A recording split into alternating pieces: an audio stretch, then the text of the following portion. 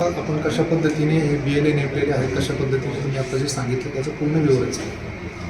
आपल्या 196 आंबेगाव विधानसभा मतदारसंघाअंतर्गत आपल्या आंबेगाव तालुक्यातील 6 मंडळं आणि साधारणपणे 226 मतदान केंद्र आहेत.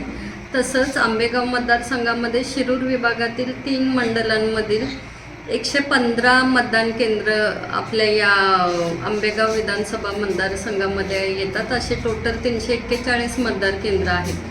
ECIचा आता आपल्या या ठिकाणी विशेष पुनर्निरीक्षण मोहीम सुरू करण्यात आलेली आहे आणि EF फॉर्म म्हणजे एन्युमरेशन फॉर्म हा प्रत्येक मतदाराला वाटप केला जाणार आहे आणि त्याचं कामकाज 30 जूनपासून आपण सुरू केलेलं आहे. BLO जो आहे तो घरोघरी जाऊन ह्या फॉर्मचं वाटप करण्याचं कामकाज या ठिकाणी सुरू आहे. तर माझं या ठिकाणी सर्वांना अशी विनंती राहील की जो फॉर्म तुम्हाला मिळतोय तो तपासून तात्काळ व्हेरीफाय करून 2 फोटोंसहित BLO कडून आपण जमा करावं. तसंच यासोबतच आपल्याला हे एक पाहावं लागेल की हा फॉर्म डिजिटाईज देखील करायचा आहे. या ठिकाणातील जे सुशिक्षित मतदार आहेत त्यांनी स्वतःहून देखील ह्या एन्युमरेशन फॉर्म ते स्वतः जे मॅपिंगचे डिटेल्स आहेत ते आपल्या ॲपवर दाखवले जातात आणि ते देखील सबमिट केलं तरी चालणार आहे, जेणेकरून स्वतः देखील काही मतदारांना त्यांचे फॉर्म सबमिट करता येणार आहे.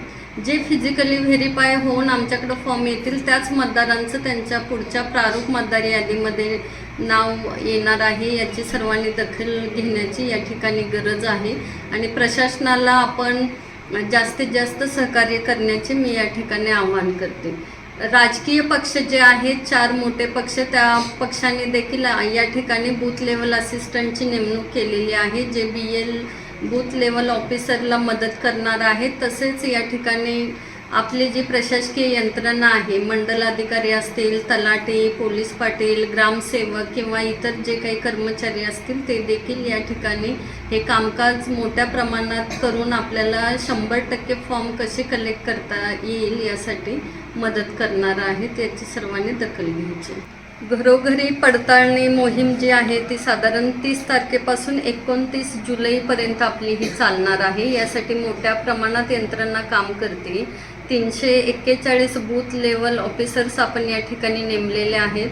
20 आपले जे आहेत ते असिस्टंट इलेक्टरल रजिस्ट्रेशन ऑफिसर्स या ठिकाणी काम करत आहेत.